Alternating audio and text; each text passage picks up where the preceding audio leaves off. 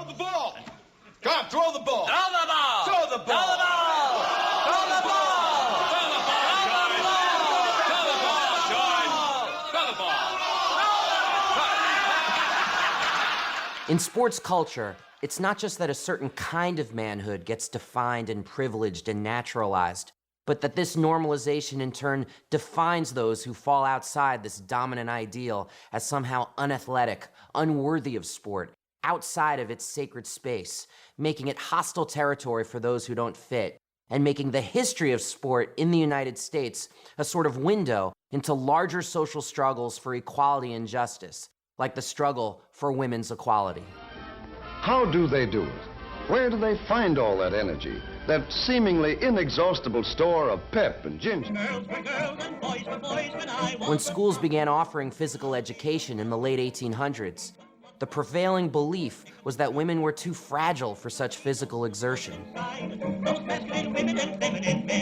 Respected scientists even argued that sports would make women infertile, sex-crazed, or just plain insane, pretty much everything short of growing a tail.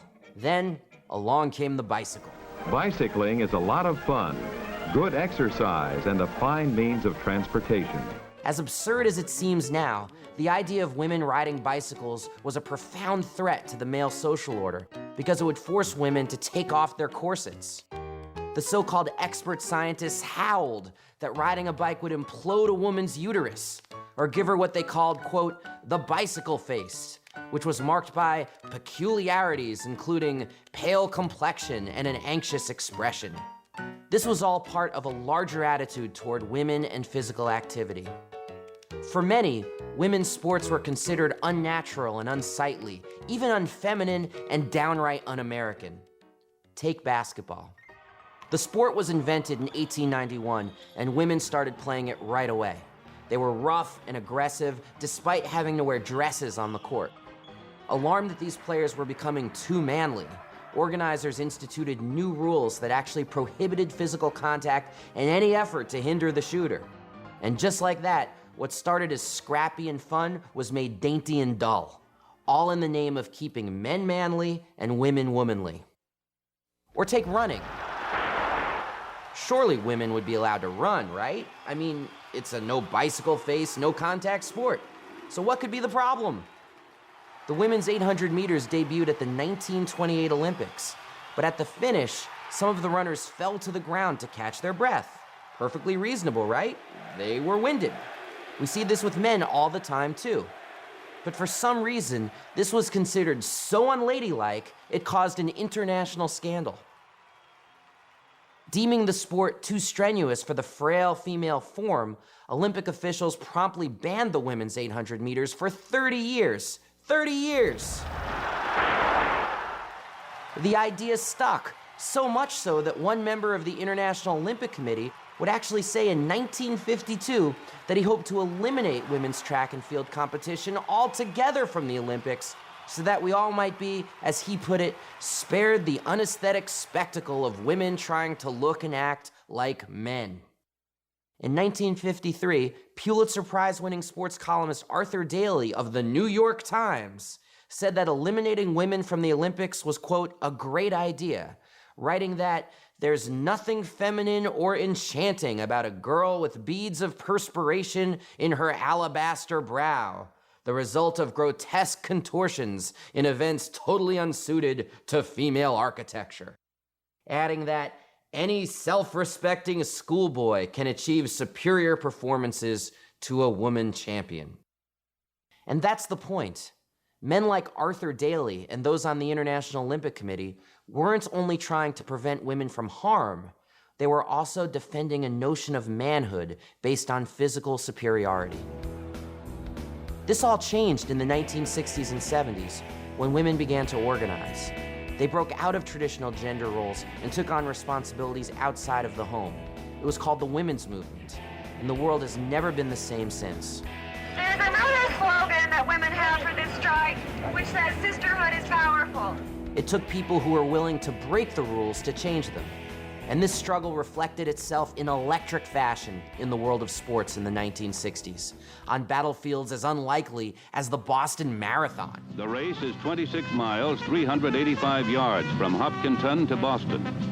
This is normally an all-male contest. Most believed that women just couldn't handle the distance. But in 1967, a woman by the name of Kathy Switzer registered as KV Switzer and got into the race. Race officials are somewhat jolted when a girl appears. Wearing number 261, she's listed in the program with letter K for first name, second name, Switzer. 5 miles into the race, one of the marathon directors actually jumped off a truck to forcibly remove Switzer from the course, yelling, "Get the hell out of my race!" But the men running with her fought him off. For them, Kathy Switzer had every right to be there. And for them, the Boston Marathon wasn't about proving male supremacy, pitting boys against girls. It was about people running a race.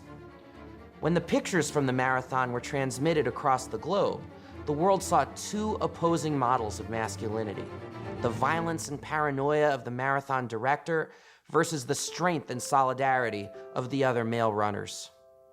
And at the center of it all, the resolute focus of Kathy Switzer. In that moment, sports bridged the gender divide and gave the world a glimpse into what was possible. The fact that these women refused to accept the restrictive gender roles assigned to them, and the fact that their refusal sparked such widespread resentment and backlash from panicked men, is a crucial part of the history of sports and of this country. The result has been the full-scale transformation of sports, so that today we see an explosion of women's participation, a transformation that wouldn't have been possible without the political struggle that led to Title IX. It all goes back to Title IX. The 1972 law gave young women equal opportunity in education and sports. Before Title IX, roughly 1 out of 35 girls played some form of sports. Today, that number is 1 out of 3. This is amazing. You're poised and ready, unable to make a sound. Your hands are sweaty as you look down. You're running already when you hit the ground. It's a reform that has literally changed the lives of tens of millions of women. But you wouldn't know that by looking at our sports media. According to a series of studies done by sociologists Michael Messner and Cheryl Cookie, the major networks have pretty much stopped covering women's sports altogether. Coverage of women's sports on TV news and highlight shows has nearly evaporated since 1989. From a high of 9% of airtime devoted to women athletes in 1999 to an unbelievable 1.6% in 2009. Women's sports now get 5% less airtime than 20 years ago. And as with so much else in sports culture, ESPN the magazine might as well be a men's locker room. In the last 5 years, female athletes have appeared on 6 ESPN covers. 6. That means that the covers were men only 95% of the time.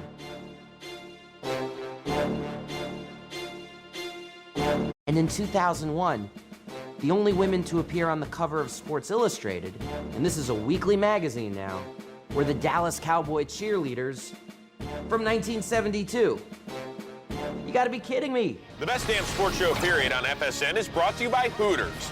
The major networks are more likely to promote women as swimsuit models, cheerleaders, or props for a beer commercial than serious athletes. A bikini fashion show in the snow, ladies. How was that? Fun? Cold. So cold. Cold, yeah. Chilly. Huh? Chilly. This fixation on women's bodies is no different from Playboy's Women of the Olympics issue, or NBC's primetime coverage of women's beach volleyball, a sport that just so happens to be played in tiny bikinis on synthetic beaches. You know, we want to go down as one of those teams that no one ever forgets. Athletes are no longer the focus.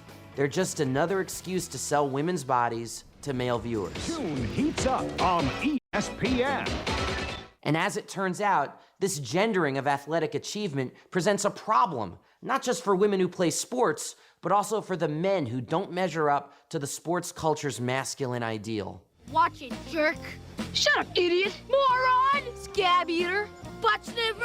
Pus licker. Fart smeller. You bob for apples in the toilet. And you like it. You play ball like a girl! As any guy who spent any time at all in the jock universe will tell you, from childhood forward, two great fears keep boys and men in line. One is the nightmare of being called a girl. What's wrong with y'all? Y'all play like some little girls. Y'all like y'all never played football before. Tom Brady, if you're listening, take off the skirt and put on some slacks. Toughen up. Wow. And beyond this kind of sexism, the second great fear that binds the jockocracy together is homophobia. Even though we may think it's not a big deal in our society, the reality is there's still a lot of homophobia that exists. And sports is about a macho of an environment as we have to offer in American culture. Like sexism, homophobia is everywhere in sports. So you have someone like John Smoltz, future Hall of Fame pitcher, who compared gay marriage to bestiality by saying, "What's next, marrying an animal?" Or repeat offender Jeremy Shockey of the Saints, who said that he wouldn't stand for having a gay guy on his team because they're gonna be in the shower with us. It looks amazing. As with sexism, this kind of homophobia functions to maintain a certain ideal of normal manhood by dehumanizing other people. And in the process, it keeps gay athletes in the closet. So it shouldn't be any surprise that to date, no active player in the big three men's sports, baseball, basketball, football, has dared admit he was gay. John Amici played for 7 seasons in the National Basketball Association. Then in 2007, he became the first former NBA player to come out of the closet. But if we end up being open and accepting of homosexuals in sports, will we not then begin to become open and accepting of homosexuals in other walks of life? I mean, I'm just saying it's a slippery slope. You'll admit it's a slippery slope. I'm hoping it's a very slippery slope. Okay. Yes, I'm hoping so. By coming out, Amici joined the likes of baseball player Billy Beane and NFL offensive lineman Esera Tuolo. But all these guys waited until retirement to come out of the closet.